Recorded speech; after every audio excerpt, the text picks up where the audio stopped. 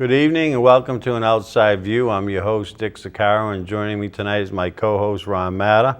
Ron, thanks for joining us tonight. My pleasure. And we have a special guest tonight, Steve Foote, Democratic candidate for Council in Ward 6. Steve, welcome on the show. Nice to be with you, Dick. Nice to be with you too, Ron. You're no stranger to cable studios. I've done a lot of shows. You hosted your show. How many shows did you host? Over 200. Over 200. And no stranger to politics. You've run for office before.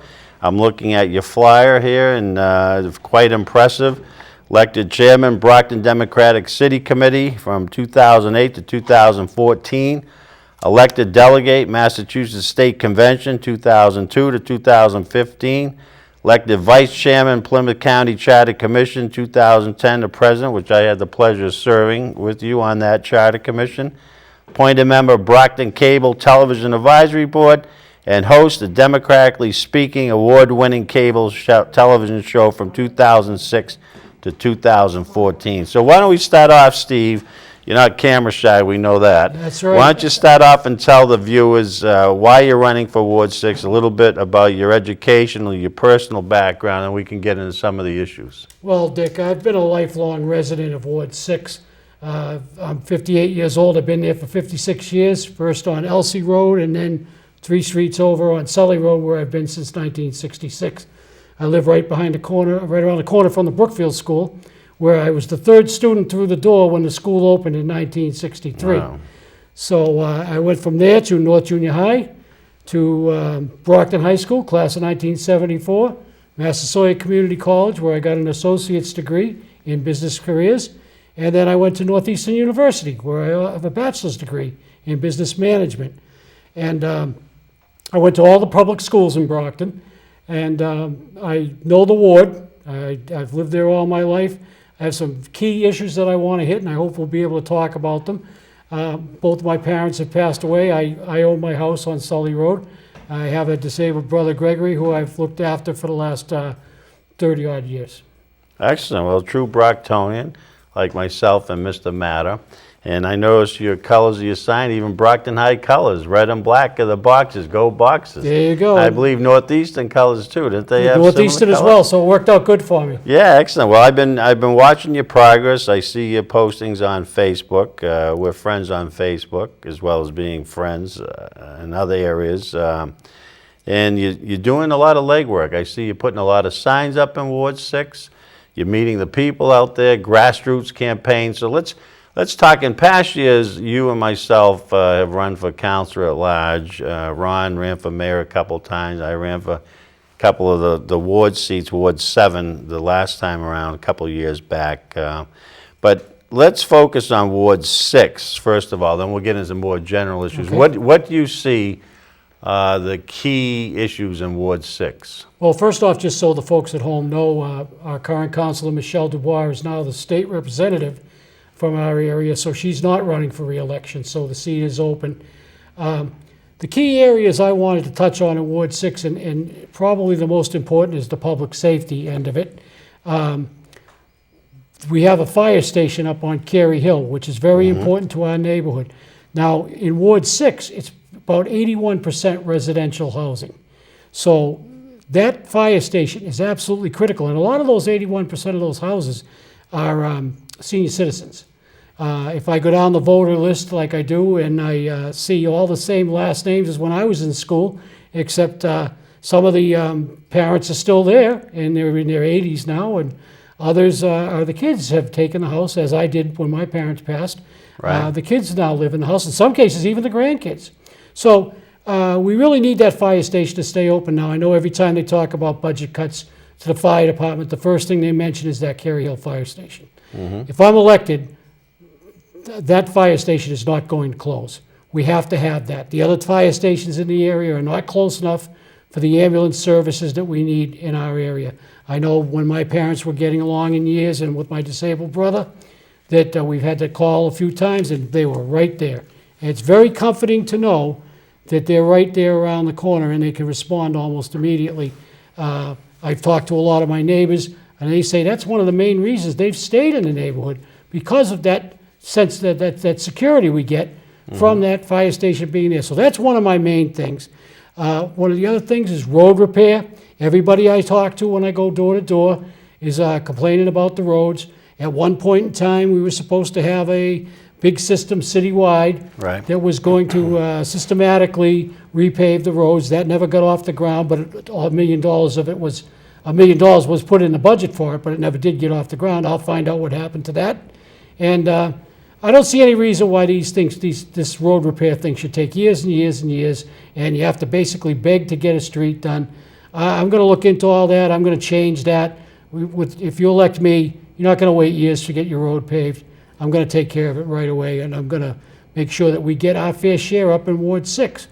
The schools, of course, we have the Brookfield School, which is my alma mater, I guess, and the Ashfield School. There's 2 schools in Ward 6.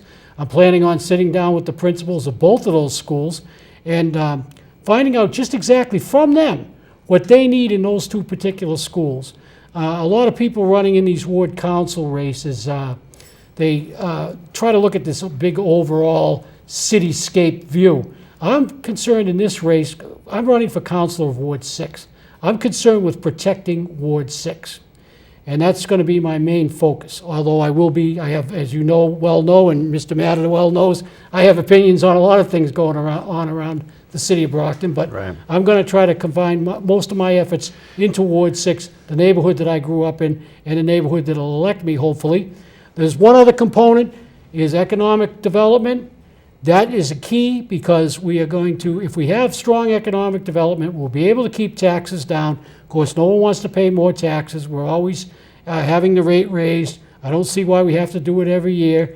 I think if we put some more infrastructure, particularly into the village area, where once FootJoy left and a couple other factories left, all that land's been dormant for years. We have a commuter rail station right there. Right. That's underutilized because we don't have any factories and stuff there. We have one eatery there, Tin Ray's. Joe Murray does a great job down there, but we need more. And so those are the things I'm planning on working on in Ward 6. I also want to tie that village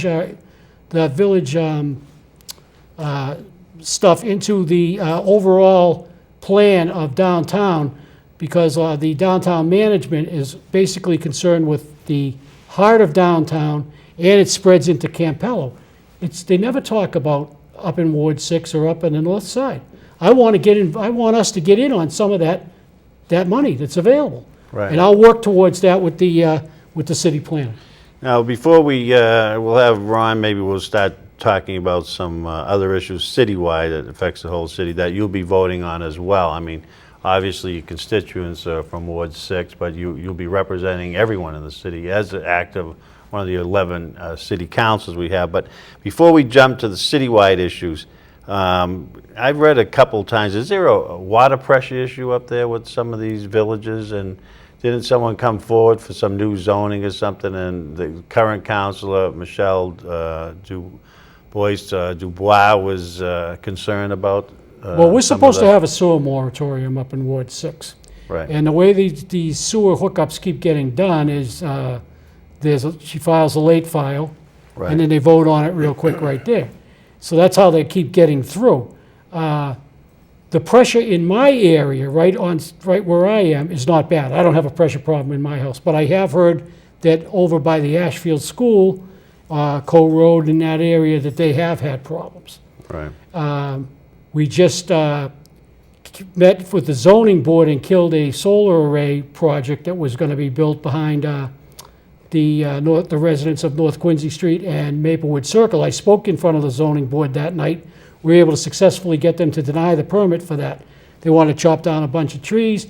I believe it would have affected the wildlife in the area, which we're already having a coyote problem and stuff like that. So the residents didn't want it. They spoke out loudly against it. I spoke in front of the board.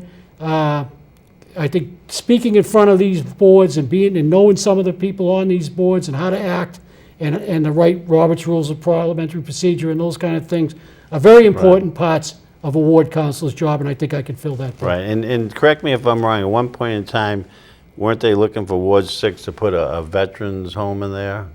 That, I think, the building's been cleared, the land is still there. I don't know exactly what the status is on that right now. Because we have a VFW club up in that neck of the woods do. as well. And for those Brocktonians that have been around a long time, you remember that Campanelli Construction, which was a very successful firm that started in Brockton, they built that Brookfield area with the Campanelli Developments, affordable housing back in the day. I can remember they were selling for about $13,500. Now they're over 200,000 homes, and someone told me they ran into a problem with so much ledge up there that they couldn't put in basements. So what they did, they put the heating core in the floor, and they did a heck of a job, and they built some beautiful homes and provided us with good housing in that area. And now that heating core in the floor, mine still works, which is great. Now it's a premium thing for people buying new houses. They Right. want that heating core in the floor. And believe me, it's nice and toasty on a winter day when you put your feet on the floor, and Absolutely. it's nice, you know. And those houses were originally built, I think, for the, my dad got his on the GI Bill, or the house I'm living in now, and they were originally built for the servicemen. Right. So they were looking out for the veterans even then. And it seems in past years, we always had some colorful politicians from Ward 6. Wasn't the Councilor Sonny Goss from Ward 6? Sonny as well Gauze a was few from years there. ago? George And Cataldo was George from up in our Cataldo, area. who has his own cable show and Yeah. still entertaining at Yes, he 80 is. some and, years. yeah, we've of had our age. share. Red Sullivan, although he did technically live in Ward 5, he was right on Right. the line. So we've had our share of guys up there, of women and guys up there. That, Right. we had Donna Daly was a long-term counselor there. Michelle Dubois served 10 years. So we've had our share. Right. All right, let's shift gears a little and talk about some of the other issues that affects the entire city.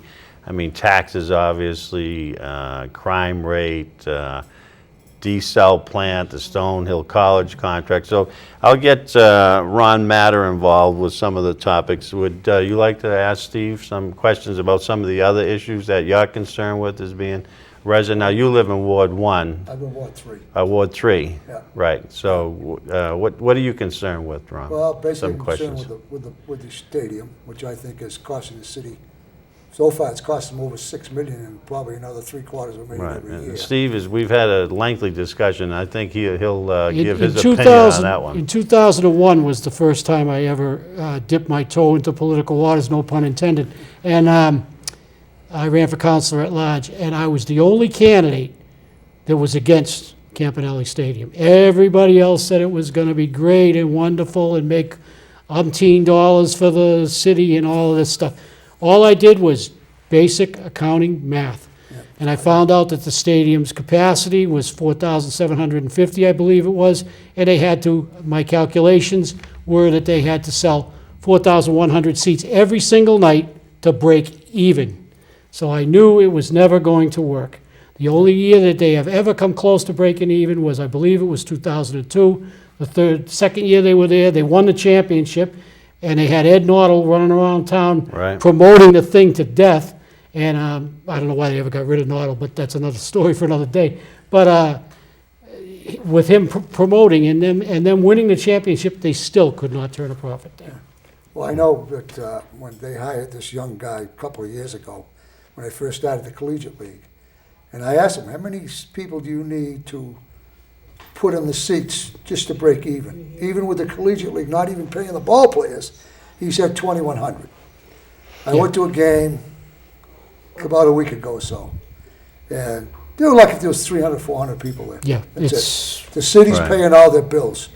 We've got to cut our losses Right. and get rid of that stadium. Like, give it away. Give it to Massasoit. Give it to Stonehill. I mean, Stonehill Right. College could play there. Massasoit, my understanding, has a lousy my baseball quote field. back in 2001. I said 10 years from now we're going to have the very best high school baseball stadium in the country, and I believe I'm pretty close to You're correct absolutely on right. that. You're Right. absolutely And, right. and you're right, Ron, that Yeah. the city, through the 21st Century Corporation, what they're doing is, and we just found this out, Brockton actually is putting up 9.4% of the 1.4% homeless people in the state. They're putting up motels, and the state is paying the city about $750,000 a year in motel tax.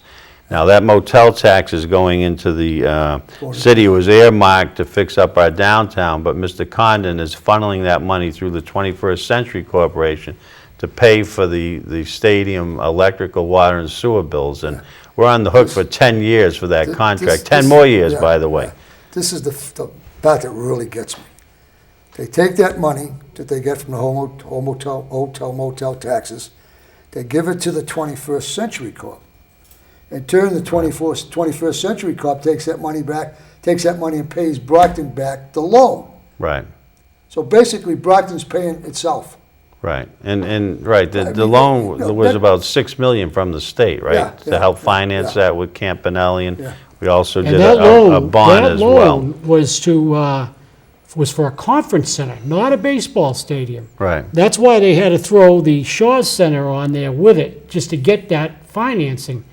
The Shaw Center is never going to be a world-class conference center. It has no parking. No one wants to walk across from the high school parking lot to go to a wedding or something like that. Right. The Shaw Center will never, ever pay for itself. And they've never had anybody, I don't think they have people in it that Yeah. run it either. And one of the big things was originally too, and not to hop on this subject, but one of the big things was too, oh, Brockton High can have their prom there. Well, it's not even big enough for that, so. yeah, I have to get this line in for the viewers. Someone reminded me of this, I was playing golf the other day, and a good friend of mine, we were talking about politics and government in general, and he said, do you remember the movie The Magnificent Seven with Eli Wallach yeah. and Yul Brynner and Jim Brown and a host of other famous actors? Well, Eli Wallach used one of the lines there, and he said, if the good Lord meant for us to be fleeced, he would have made us all sheep. And I can't help to think we're getting fleeced on this baseball stadium. Not just that, the desal plant. Yeah, Now, I don't know what you think of the desal plant. At the time it was signed, which was, I believe, 2001 as well, there was only two choices. There was build a desal plant or sign on with the Mass Water Resources Association, NWRA, which everybody hated, nobody wanted, because their prices were outrageous. Now, let me interject here. I talked to the woman at the MWRA, and she said, and she was one of the ones that came to the city of Brockton, and she said, we told them we'll charge a one-time $3.1 million hookup fee, and you'll only pay for the water you use. Well, Now, so far, we've paid, was it Dick, 45 million? right, 45 You million. know how much MWRA water you can buy for 45 million? well, I mean, hindsight It's is a scam. 2020. It was a scam. But at the time, the people wanted the desal plant because nobody wanted to deal with MWRA. They just didn't want, it had a very bad reputation. Nobody wanted to deal with them. People in Boston hated them. Nobody wanted to deal with them. So that's why they passed it. I can understand why they passed it at the time. But now, I'll tell you the truth, right now, the situation is so convoluted. I watched the meeting the other night when they finally got the guys in there from Aquaria, and there's a deal being in the works to buy it. Then there's the council has a problem because they don't want to pay the $6 million a year. The problem is we don't have a council and a mayor working together. We have one doing one thing and one doing the other thing. What we need to do is elect some more people that can get along with both sides. And I believe I could fill that And bill. we do I don't have, think that's ever going to happen as long as John Cornyn's there. and we do have, by the way, a B form of government. There's A and B. A is a strong mayor, weak council, similar to Boston, but Brockton's a B form where we have a strong council, weak mayor. But along those lines, there's an open letter here to our city council from Brocktonians for limited taxation and better representation. Petition trying to get 10,000 signatures to demand the council not put the $6.3 million funding back into the city budget for the desal. So that should be interesting to see how that plays out. I think they're going to have another meeting in August sometime and make a decision if it's going to come back. Yeah. I think they need 2/3 vote. And I'm not a lawyer, I'm not a lawyer, I don't know how, you hear what you hear at the meetings. Right. You're not privy to all the inside stuff that they talk about or whatever, so just going by what I see and what I've seen so far, it's the adversarial relationship between the mayor's office and the council is a big problem in Brockton. Right. And I think, unfortunately, a lot of it has to do with certain councilors don't like the mayor, and they just Right. butt heads at every turn. In addition, we have the Stonehill College contract as well, where you might be familiar with that. Our attorney, city solicitor, said it's ironclad. The former mayor actually removed him from further negotiations, Mayor Belzotti, due to an apparent conflict where he was representing Stonehill College president's fundraising on his committee. So she removed him from further negotiations, and under mayor units in 1996, the mayor had changed their contract with the city from a bulk rate, which they would pay more, to a residential rate. And every year we're losing approximately $250,000 a year, and we're out about $3 million right now. So that contract's up in 2016. So we'll see. Total what happens with that as well. no-brainer. They should pay the same as everybody else. Well, Right. here's the point, that contract, and really, it boils my blood. That contract can be broken anytime they want to break it. Well, I mean, Same with the desal, they don't want to do it. I understand There in are the too beginning, many- when they probably signed it, they wanted to work with Stonehill and blah, blah, blah. But Right. now Stonehill is probably, what, quadrupled in Yeah, size? that's right. It's They a city in they itself can up there. clearly afford to pay the regular rate Plus- for Their water. endowment's about 150 million. Yeah. Yeah, so plus they- they're they- a the problem is- non-taxable entity, Yeah. being a The college. problem is, there's too many influential people in Brockton that are connected to Stonehill College, either through graduating from there, or they have relatives there, or whatever. Well, Right. like I said, as But- far as I'm concerned, if I'm sitting there and I have a vote, they pay the same as everybody else. Right. So let's shift gears a little to the power plant. We'll talk a little bit about the power plant, if you're an opponent or proponent of it, and then let's get into crime. Taxes, I find that people vote primarily the two top issues, well, three probably, crime and safety, public safety, taxes, obviously, that hits their pocketbooks, and probably the infrastructure, roads and buildings and parks and recreational facilities. So let's go to the power plant first. This suit's been going on for a number of years. So far, we don't have a resolve. I heard the mayor, I think, is he trying to go through planning board now to get an easement going, or to get it in, or? He's trying every which way but loose to get that. Well, as far Right. as far as I know, he's made a deal. Our legal guys say that the deal is good. It's in front of a judge right now. The judge has given the okay to go forward. Right. But he still could pull the plug on it if he sees something he doesn't like, the judge, I mean. Right. The problem with it is, when I campaign and people ask me, what do you think of the power plant?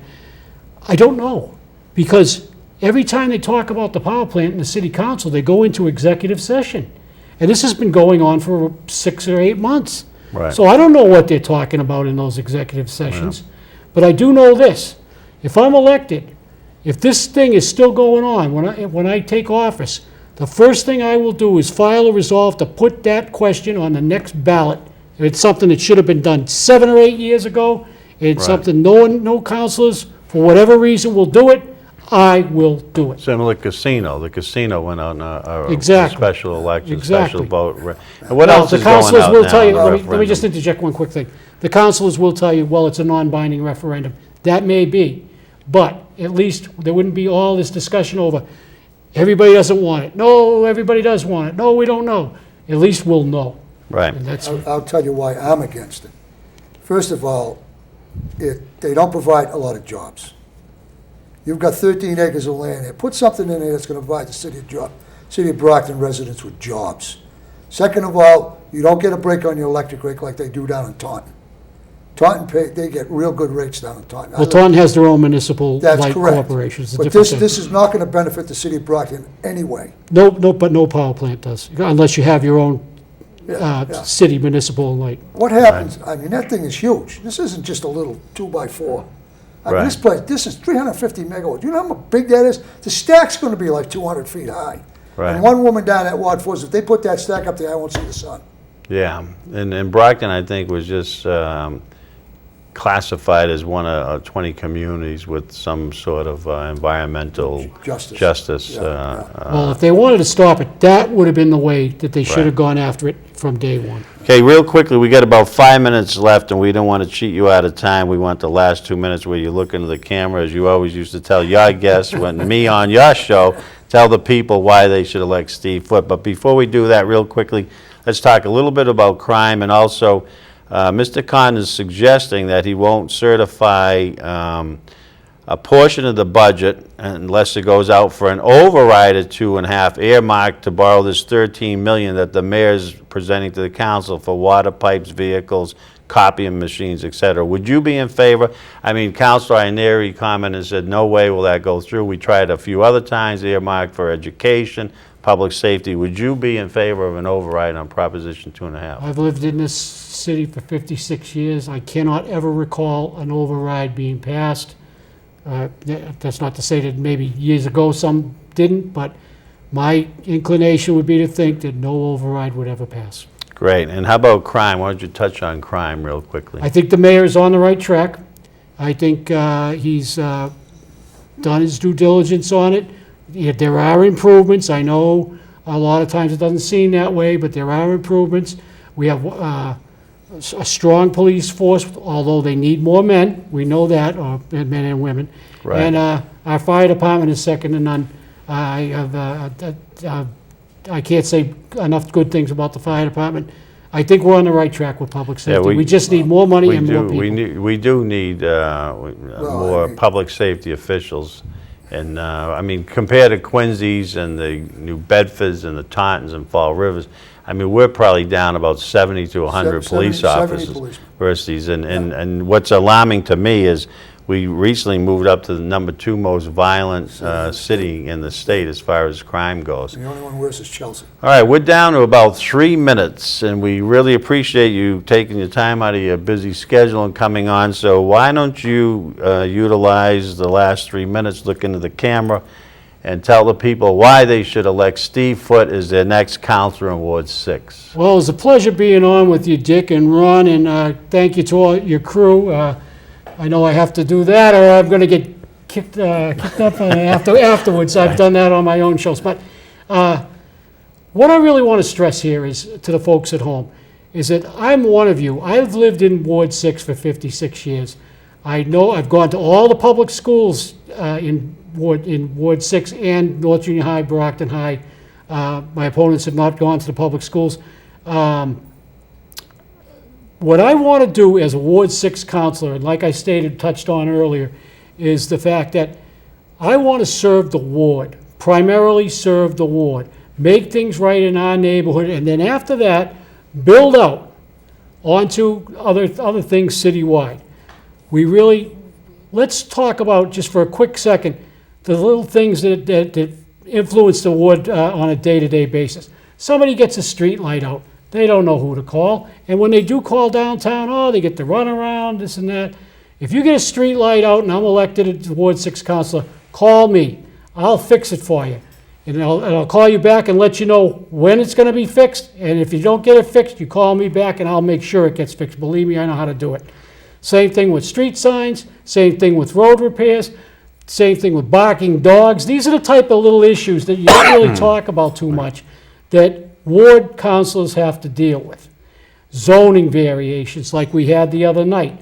These type of things can slip through the cracks if you don't have an experienced person like myself paying attention, knows what to look for in zoning meetings, planning board meetings, all these different meetings, knows Robert's Rules of Parliamentary Procedure and how to go about speaking to these boards and committees. You can't just go in there and start screaming at them. It doesn't work that way. They'll tune you out and you'll get nothing. All right, we got about 30 seconds left. Real quickly, the primary is Tuesday, September 22nd. The November election is Tuesday, November 3rd. You want to share with the viewers your website and how they can get a hold of you and help Steve Foote for Ward 6 City Council? Yes, my website is www.stephenfoote.org. That's Stephen with a V, Foote with an E on the end. You can access Facebook from that website. We've worked real hard on it, so please go check it out. And my phone number is at the campaign headquarters is 508-587-3126. Call me anytime.